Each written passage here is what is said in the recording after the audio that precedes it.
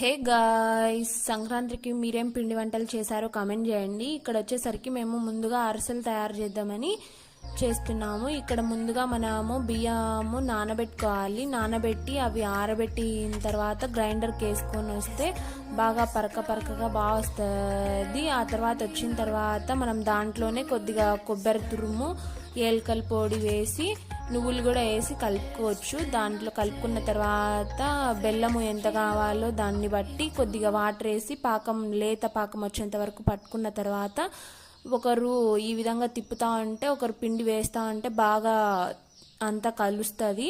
ఒక్కరే చేయాలంటే కష్టం అవుతుంది. ఈ విధంగా ఇద్దరు ఉండి కలుపుతూ ఉంటే బాగా పిండి అనేది ఈ విధంగా తయారవుతుంది. ఆ తర్వాత కొద్దిగా తీసి వడల్లాగా నూనెలో వేసి వేయించడమే ఇదే అరిసెలు తయారు చేయడం ప్రాసెస్. అందరూ సబ్స్క్రైబ్ చేయండి, లైక్ చేయండి, షేర్ చేయండి, కామెంట్ చేయండి. సబ్స్క్రైబ్.